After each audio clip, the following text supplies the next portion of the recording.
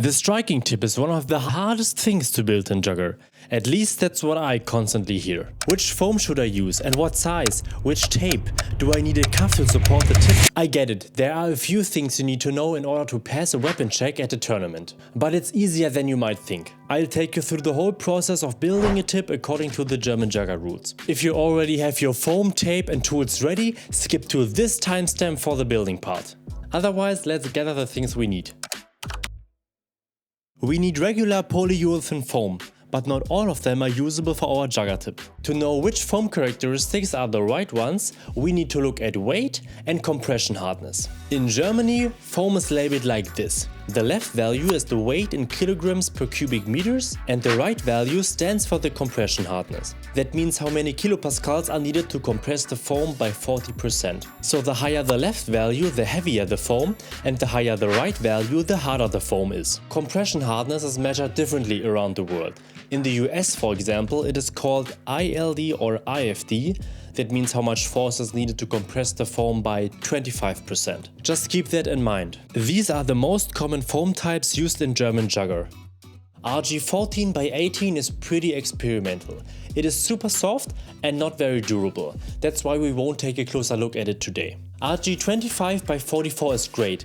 It's not too soft and still lightweight. I've built a lot of 5 cm tall tips from this foam over the last 2 years without using a cuff and never had a problem doing weapon checks. By the way, a cuff is an extra layer of support which helps stabilizing the tip. 28 by 70 is also great. This foam is quite interesting because it weighs only a little more than the 25 by 44 one, but has almost double the hardness. I will probably use this one more often in the future, just because it is less bendy than the other ones, which means it also doesn't need a cuff, and is overall more durable. It also passes weapon checks easily as long as you don't use too much or too stiff tape, because that can add too much hardness to the tip. Now that we've chosen the material, in my case 28 by 70 foam, let's talk about the size. Generally, I recommend using a 5 or 6 cm tall cylinder with a diameter of 7.5 cm. That's a simple shape most players use. But not me. We are not going to do that today, because there's actually a better shape out there, which I'll show you in a moment. For that we need a cylinder with a diameter of 8 cm instead of 7.5. Try to avoid using a cuff, because in most cases it's not necessary and it just adds extra weight to your weapon. Only consider using a cuff if your foam is very soft or your tip is taller than 6 cm. Now we need tape, but which one is the best for the job? Or should I go all in with a custom ripstop sleeve to save every gram possible? No, you don't have to. There is a kind of tape out there which is a bit pricier but totally worth it. Ripstop Spinnaker tape. This sailing tape is softer than duct tape, lighter than duct tape and doesn't rip horizontally or vertically like duct tape. But we need a heat gun or a hair dryer later on to improve adhesion. That's the weak point of the tape. Other than that, we need a scissors, clear tape, a flexible liquid glue that doesn't dissolve foam, a heat gun or hair dryer, a glove and something to cut the foam. I highly recommend using a hot wire cutter, but a scissors also work. Just keep in mind that foam dulls blades very quickly. All the tools and materials we are using to build Jugger equipment are linked in the video description.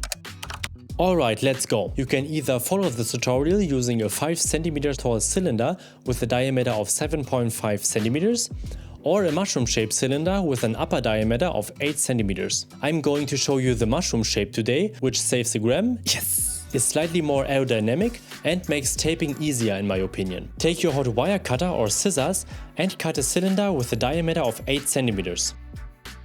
For the mushroom shape, reduce the lower diameter to 6.5 cm, which matches your striking area.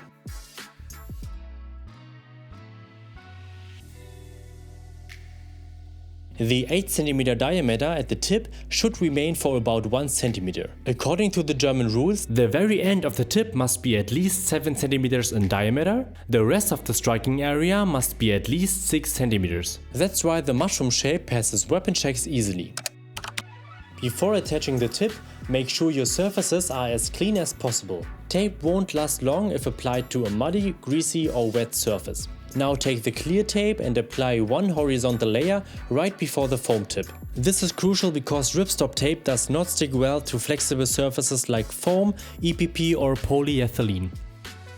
If you want to save some weight, you can also apply just half a strip.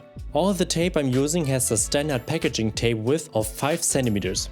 In my case, this short sword will be covered in clear tape anyway, so I've already taped the striking area all the way up to the start of the foam tip. Why clear tape? It's cheap and lightweight.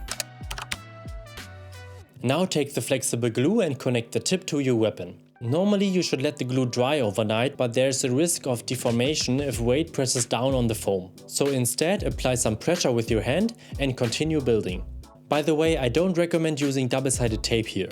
It's heavier than liquid glue and doesn't adhere to foam as well, so try to avoid it. I won't give exact measurements for the length of each piece of tape because it depends on the size of your foam tip and striking area. First, start by taping the cross pattern like this. When using the mushroom shape, don't pull on the tape at this point. We want to avoid tension when working with ripstop tape and keep the mushroom shape intact. Because we are working with a circular shape, small gaps will appear on the sides. These can simply be folded down. Make sure the tape has around 2 cm of contact with the striking area. This first step should look quite ugly. Make sure you don't cover these 4 corners with tape. Otherwise the air can't escape when the foam gets compressed. Now take another piece of tape and cut away the hard corners on each side. This slightly improves adhesion. Tape it horizontally under the edge and let it overlap by about 2 cm. Don't pull too hard on the tape. If you notice tension like in this example, don't worry, just make a small cut to release the tension.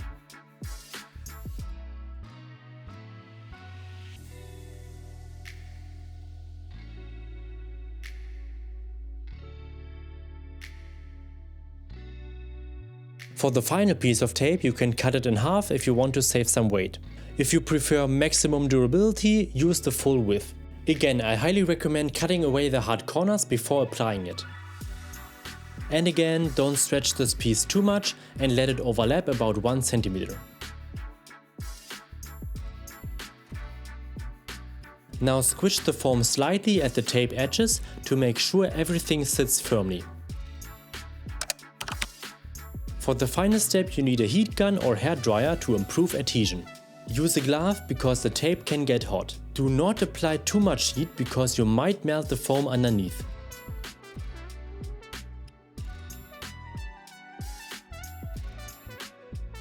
The total weight of this tip, including the ripstop tape and the glue, is 10 grams.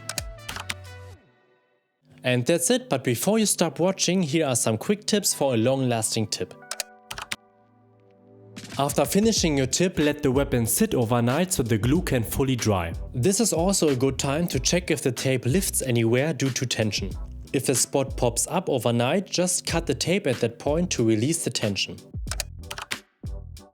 Avoid playing your first game in the rain. Freshly applied tape of any kind loses adhesion quickly when exposed to water.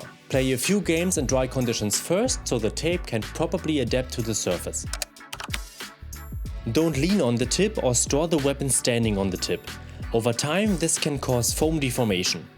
Like I said, you will find all the links to the materials and tools in the video description. Now go out and have fun with your new Jugger weapon. Bye for now!